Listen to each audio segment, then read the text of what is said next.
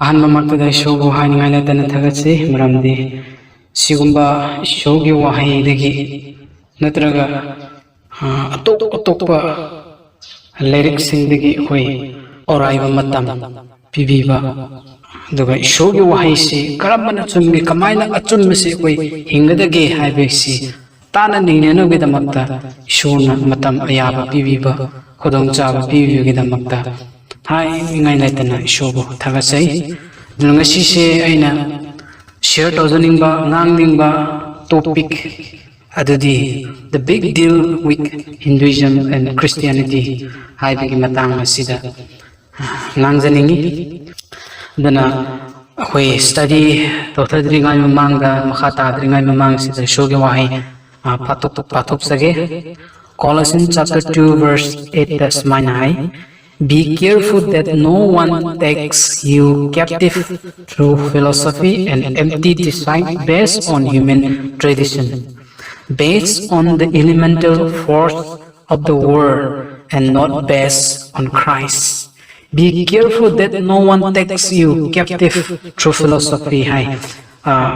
Tungan the philosophy. Hai singlaba wahai.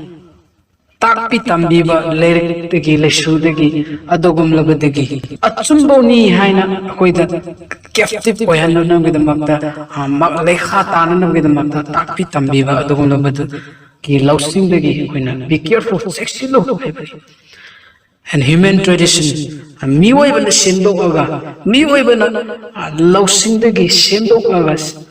takpi tambiba lausing dagi modify tawre shor nature oina thambiram daba wahidu nataba adubo koi miwai bana semlakpa loksing dagi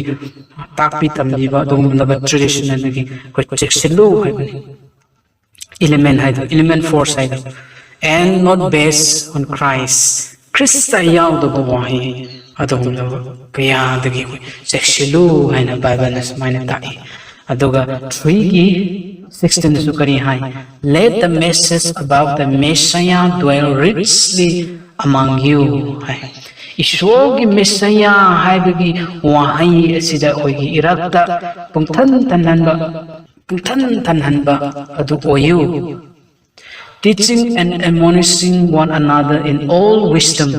amaga takpi tambina na koi wisdom lausing adu koi layu and singing psalms hymns and spiritual song with gratitude in your hearts to God. Ishwara koi harau pagaloina na thagat isay amasung spiritual oiba thawai gi oiba isay adu thagat pagaloina na thamoy dungdagi ishwara thagalu haibasi Bible na hai aduna ngasi koi tana naina nugidamakta koi maru oina Hinduism haibasi koi kaino haibasi samlappa maru oiba koi yengminasi Ekoina Hinduism haibagi matangda natraga Christianity haibagi matangda koina yenglakpa matamda lai thokpa kaya amram leitaba nate miyobe khoigi wakhalda as kai tawna nugida makastari tawra kari tawna nugina mi adugumba khaluraga retro study tawru auraino kari kananage kanagati haibagi wakhal chingna khoida lai thokpa haitare lai thokpa adugumba wakhal to kaya amram lei miyobe khoisi adubu Manung changna khoina yengu matamda study tawru matamda de miyoiba khoibu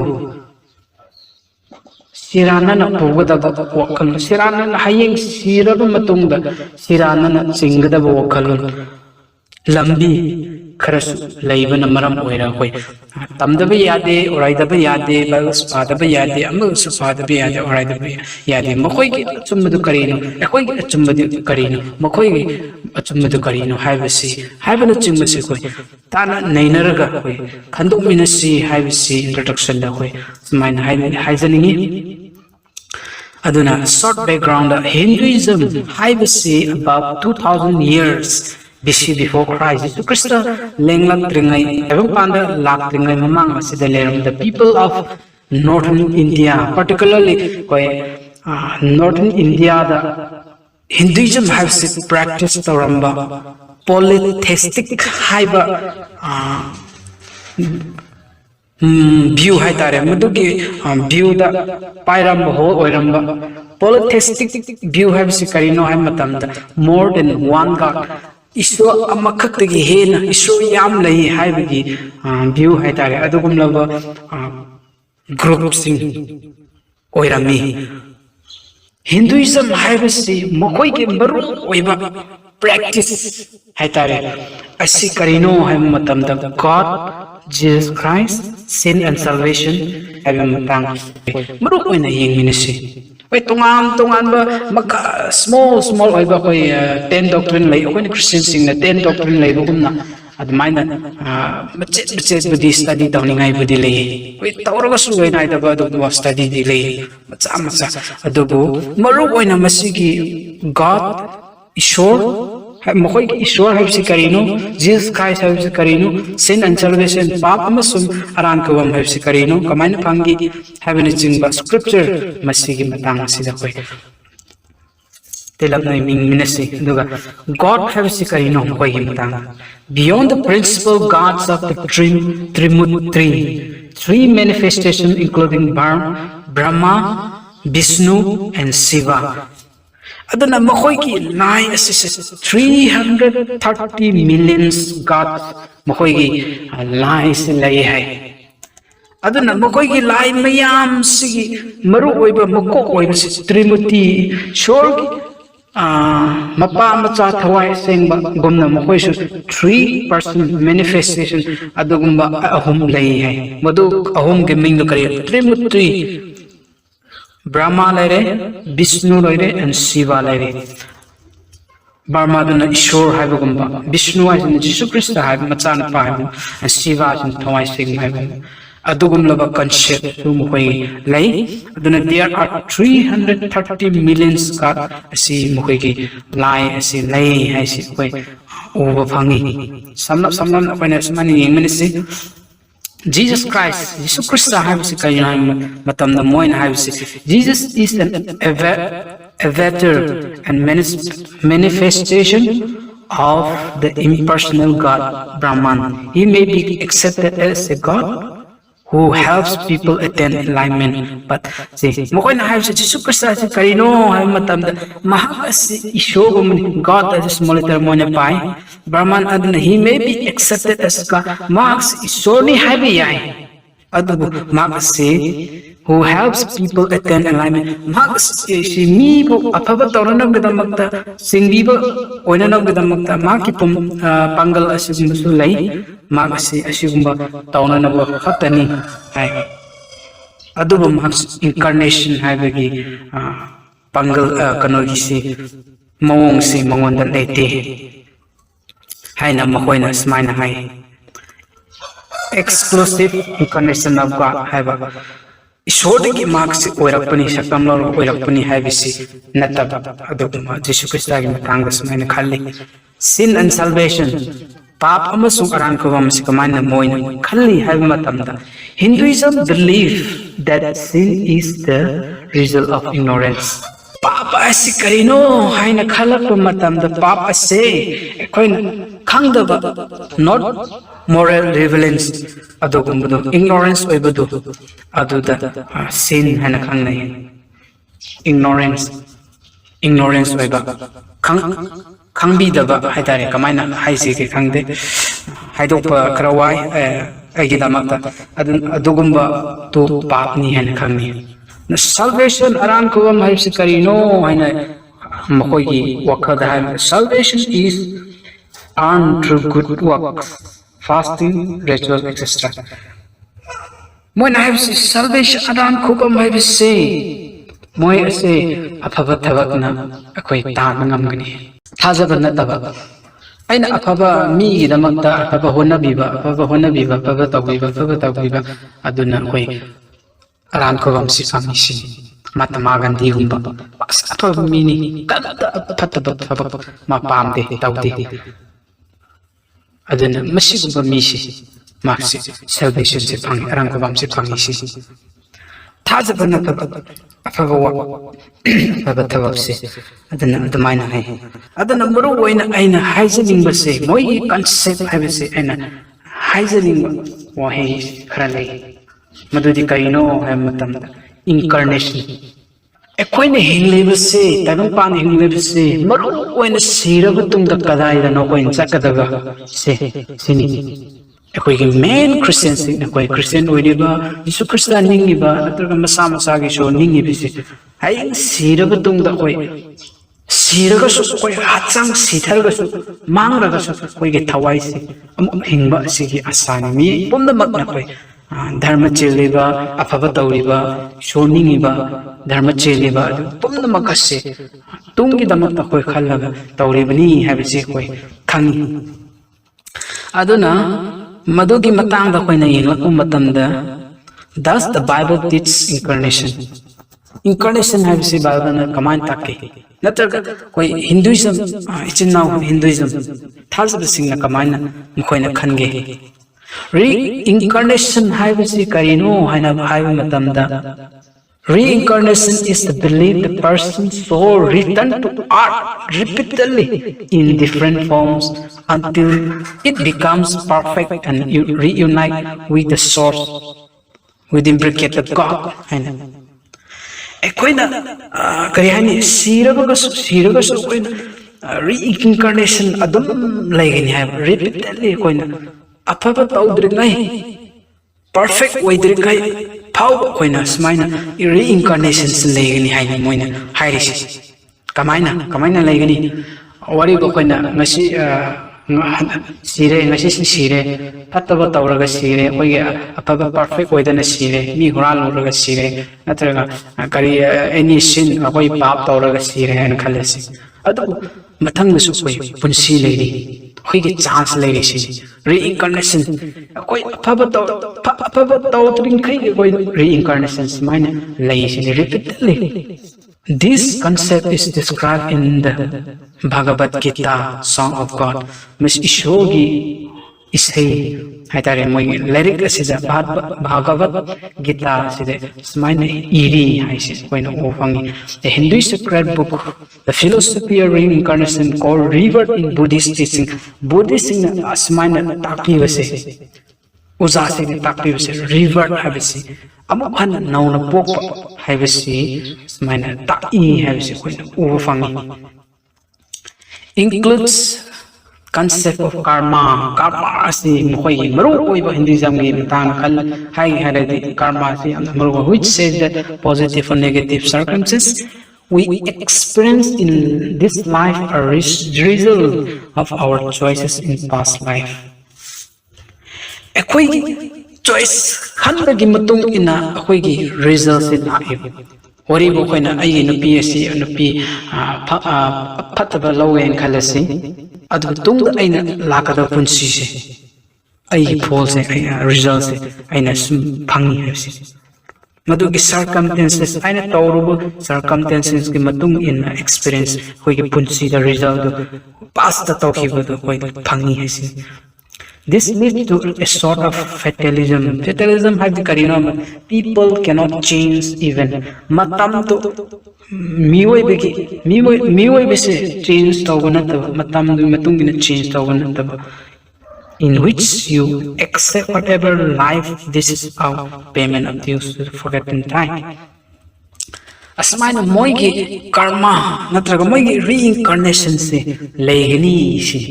ngasi siro kona phattaba tawring khai mogi reincarnation sarkar perfect oirak fauda koina sarkar reincarnation du laigani haibani chingmasi mogi takpi tambi basi koi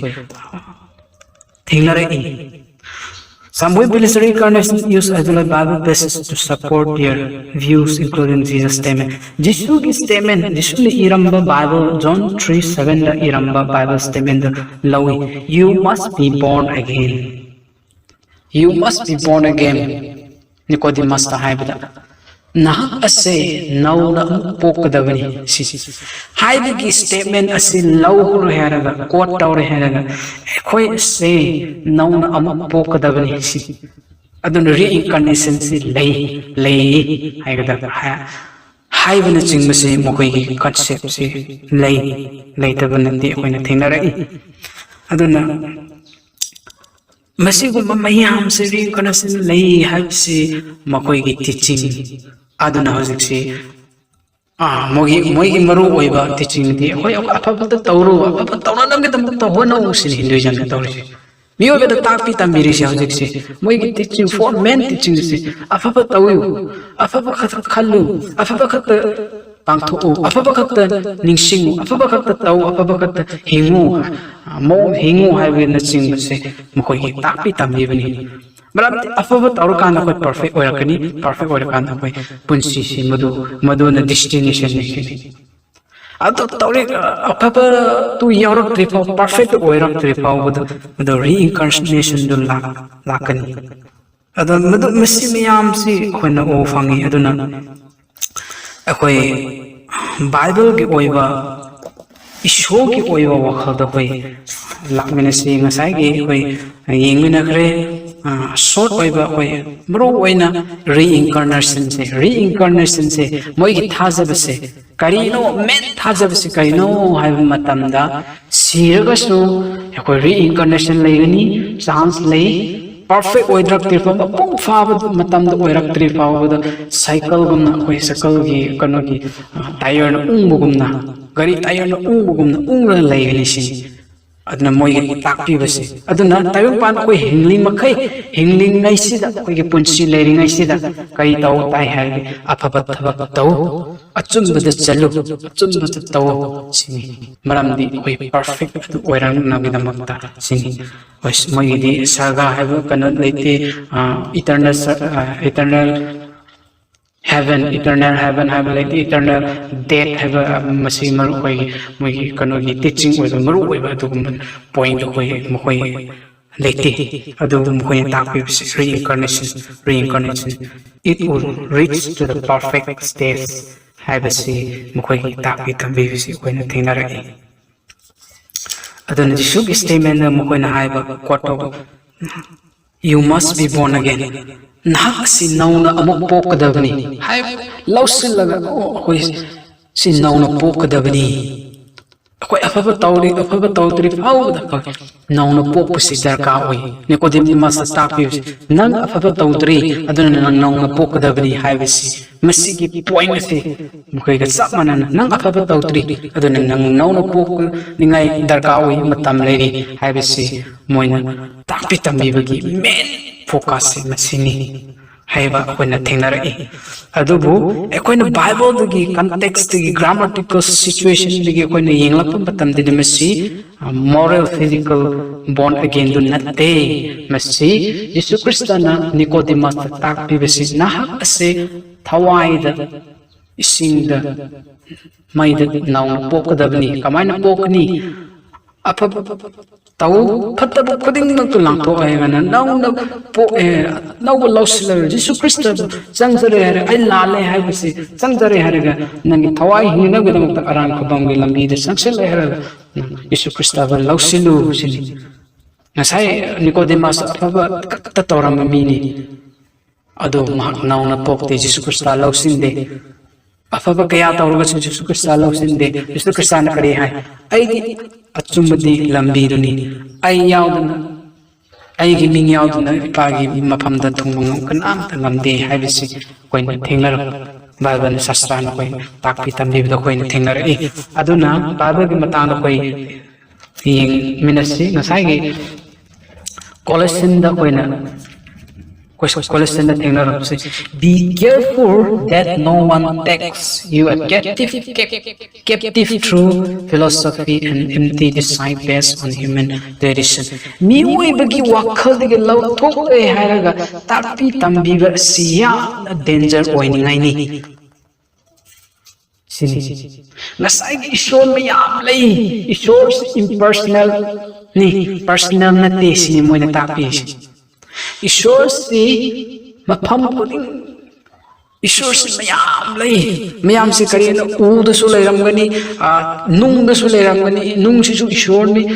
si su ishor ni sini mo ni khalli si maram di ꯄꯥꯝꯕꯤ ꯌꯥꯎꯗꯅ ꯑꯩꯈꯣꯏꯒꯤ ꯃꯤꯑꯣꯏꯕꯁꯤ ꯍꯤꯡꯕ ꯉꯝꯗꯦ ꯑꯗꯨꯅ ꯃꯣꯏ ꯑꯐꯕ ꯑꯩꯈꯣꯏꯒꯤꯗꯃꯛꯇ ꯑꯉꯛꯄ ꯃꯑꯣꯡꯗ ꯑꯩꯈꯣꯏꯒꯤ ꯄꯨꯟꯁꯤ ꯀꯟꯕꯤꯕ ꯑꯗꯨꯅ ꯃꯣꯏꯁꯤꯁꯨ ꯀꯩꯅꯣ ꯏꯁꯣꯔꯅꯤ ꯍꯥꯏꯕꯅꯆꯤꯡꯕꯁꯤ ꯃꯣꯏꯒꯤ ꯀꯟꯁꯦꯞꯇ ꯂꯩ ꯑꯩꯈꯣꯏꯒꯤ ꯅꯨꯡ ꯑꯣꯏꯔꯣ ꯀꯔꯤ ꯑꯉꯛꯄ ꯃꯑꯣꯡꯗ ꯊꯦꯡꯅꯔꯛꯄ ꯃꯇꯝꯗ ꯑꯩꯈꯣꯏ ꯃꯤꯑꯣꯏꯕꯒꯤ ꯁꯛꯇꯝꯒꯨꯝꯅ ꯅꯨꯡꯁꯤ ꯂꯩꯔꯛꯄ ꯃꯇꯝꯗ ꯍꯦꯛꯇ ꯈꯨꯔꯨꯝꯕ ꯑꯗꯨꯒꯨꯝꯕ ꯀꯌꯥ ꯑꯃꯁꯤ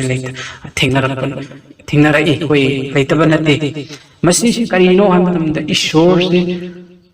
ꯏꯁꯣꯔ ꯌꯥꯝ ꯂꯩ 330 ꯃꯤꯂꯤꯌꯟꯁ ꯂꯩ ꯍꯥꯏꯕꯗꯣ ꯃꯁꯤꯒꯤ ꯃꯔꯝꯁꯤꯅ ꯑꯣꯏꯔꯒ ꯃꯈꯣꯏꯒꯤ ꯋꯥꯈꯜꯂꯣꯟꯗ ꯏꯟꯐ꯭ꯂꯨꯌꯦꯟꯁ ꯇꯧꯔꯒ ꯃꯁꯤ ꯃꯌꯥꯝꯁꯤ ꯂꯥꯛꯏ ꯑꯗꯨꯅ ꯃꯗꯨꯒꯨꯝꯕ ꯇꯥꯛꯄꯤ ꯇꯝꯕꯤꯕ ꯁꯦꯝꯕꯤꯕ ꯃꯄꯨ ꯍꯥꯟꯅꯒꯤ ꯍꯧꯔꯛꯐꯝꯗꯒꯤ ꯃꯄꯨ ꯑꯗꯨ ꯑꯩꯈꯣꯏꯅ ꯊꯤꯖꯤꯟꯗ꯭ꯔꯒ ꯑꯩꯈꯣꯏꯒꯤ ꯇꯥꯏꯕꯪꯄꯥꯟꯗꯒꯤ ꯃꯤꯑꯣꯏꯕꯒꯤ ꯂꯧꯁꯤꯡꯒꯤ ꯈꯨꯜꯂꯛꯑꯒ ꯃꯤꯑꯣꯏꯕꯒꯤ ꯂꯧꯁꯤꯡ ꯍꯩꯁꯤꯡꯕꯅ ꯇꯥꯛꯄꯤ ꯇꯝꯕꯤꯕ ꯀꯌꯥ ꯑꯃꯔꯣꯝꯗꯅ ꯑꯩꯈꯣꯏ ꯏꯟꯐ꯭ꯂꯨꯌꯦꯟꯁ ꯇꯧꯔꯒ ꯇꯧꯕꯗꯨ ꯑꯩꯈꯣই ꯂꯧꯁꯤꯟꯒꯅꯨ ꯍꯥꯏꯅ ꯕꯥꯏꯕꯜꯅ ꯍꯥꯏ ꯕꯦꯁ ꯑꯣꯟ ꯏꯂꯤꯃꯦꯟꯇꯦꯜ forces of the world ꯇꯥꯏꯕꯪꯄꯥꯟꯗꯒꯤ ꯏꯂꯤꯃꯦꯟꯇꯦꯜ ꯀꯣ ꯃꯆꯥ ꯀꯌꯥ ꯑꯩꯈꯣꯏꯅ ꯈꯨꯜꯂꯛꯑꯦ ꯍꯥꯏꯔꯒ ꯇꯥꯛꯄꯤ ꯇꯝꯕꯤꯕꯅ ꯃꯗꯨꯒꯨꯝꯕꯗꯣ ꯑꯩꯈꯣꯏꯅ ꯂꯧꯁꯤꯟꯒꯅꯨ and not based on Christ Christ ꯌꯥꯎꯗꯕ ꯈ꯭ꯔꯤꯁꯇꯒꯤ ꯃꯤꯡ ꯌꯥꯎꯗꯕ ꯈ꯭ꯔꯤꯁꯇ ꯍꯥꯏꯕꯒꯤ ꯋꯥꯍꯩꯁꯤ ꯌꯥꯎꯗꯕ ꯋꯥꯍꯩ ꯇꯥꯛꯄꯤ ꯇꯝꯕꯤꯕꯁꯤ ꯑꯩꯈꯣꯏ ꯆꯦꯛꯁꯤꯟꯅꯤꯡꯉꯥꯏ ꯑꯣꯏ ꯍꯥꯏ aduna let the message about the Messiah dwell richly among you aikoigi wakhalda Colossians 3:16 aikoigi wakhalda Messiah ki wahai message asina mi pumnamakta inakhonhamba tahanba mapung phana tahanba nakong yahanba asi tawgadabni teaching and admonishing on one another all wisdom aikoigi losing aikoigi wakhal haisingba sida aikoigi psalms na singing ishor thagatpa isai spiritual aba thawai gi oiba isai sina amaga thagatpa loinana ishor thagalo aikoigi wakhal ishor thagalo masi babana tai aduna ngasai khoina incarnation gi matangda akhoi siragasu incarnation sire aduna koi afaba tau Jesus Christ lausilu achumba lambi amakakani achumba lambi ani leiba natte once Jesus Christ amakak sibibni amakak hingatni Yesu amakaktani iso mayam leiba natte iso ani ohum leiragadi akoi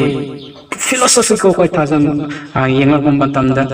iso mayam leiradi koi kari ka khonruba kari ka habigi wakal koi study taw matamda koi thingnar aduna reincarnation habisi koina lawba yagadaba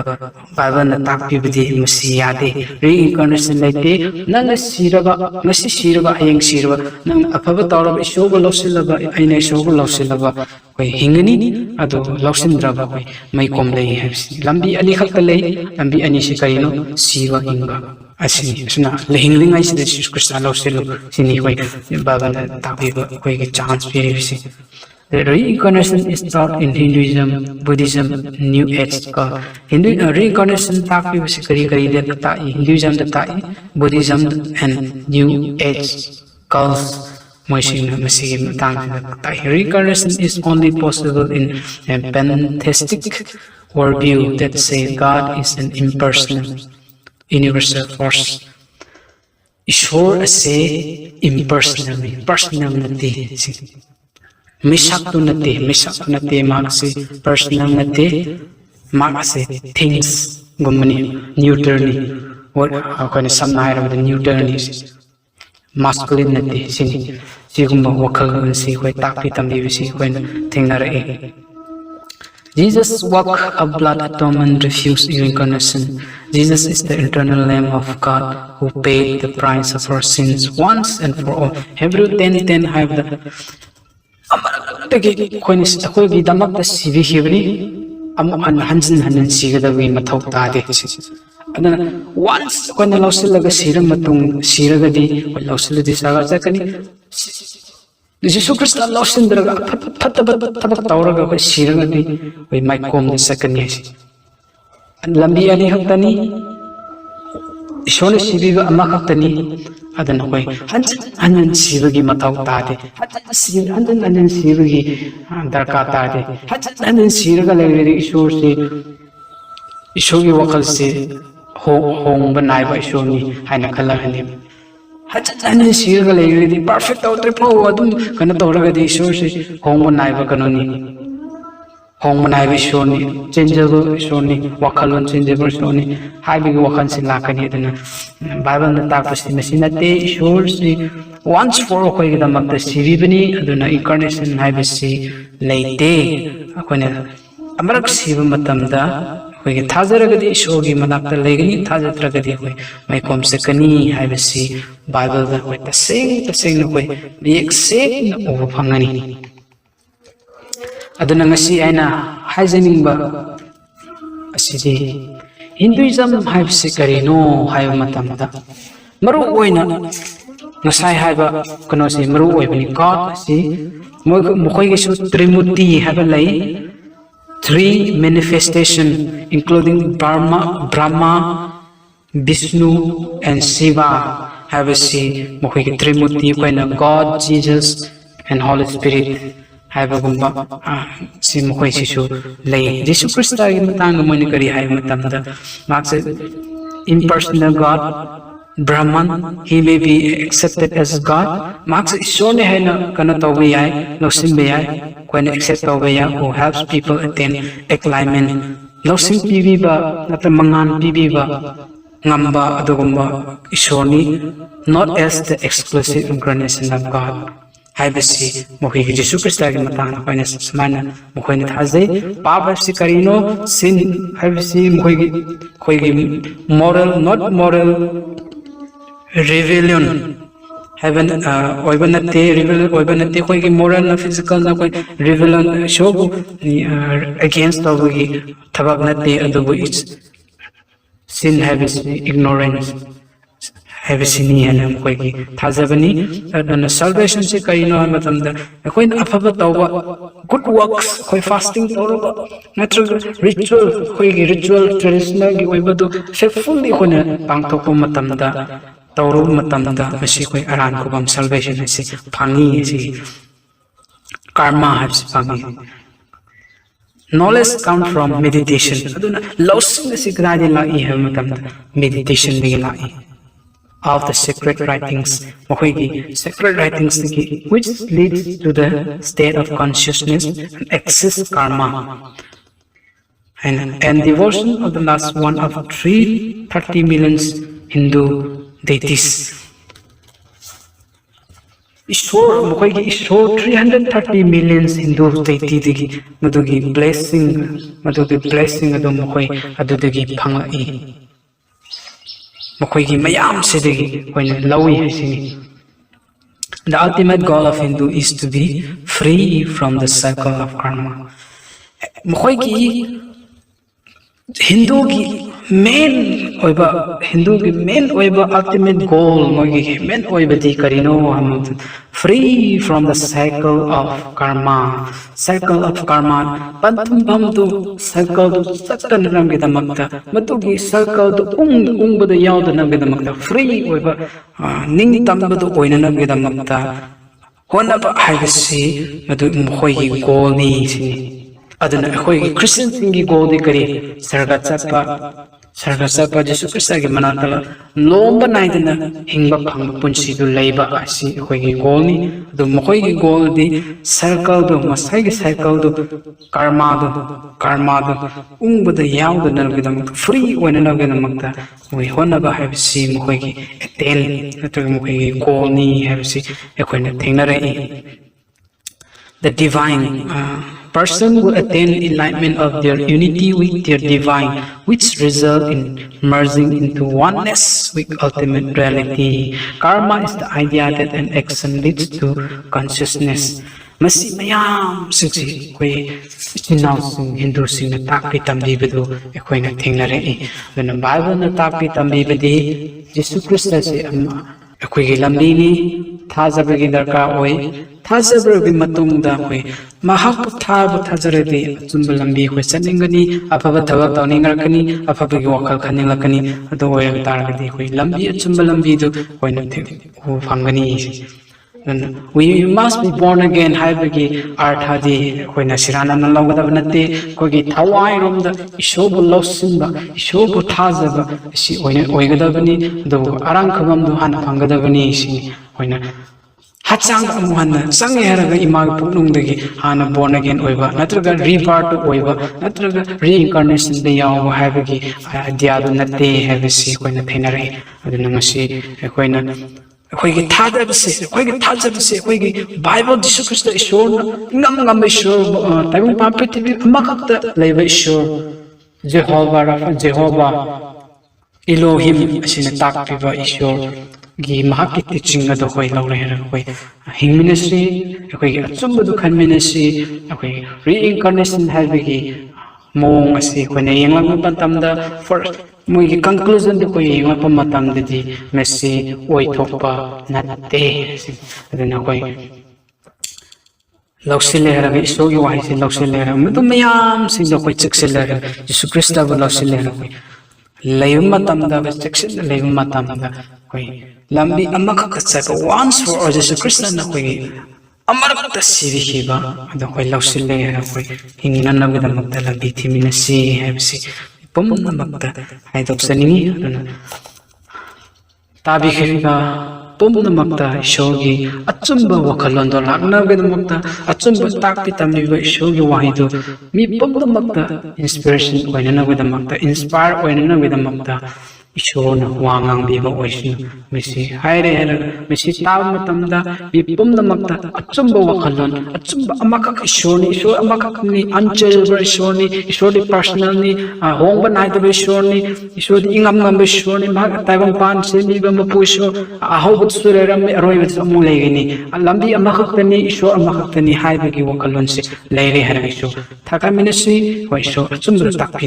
ताकपिबा ताकपि तंबिननगदम कोई होना मिनसी हैबसी हाइजरग लेजरगे ताबी की पुमनमक्ता ईश्वरना bore पिनबिबो ओशनु आमेन।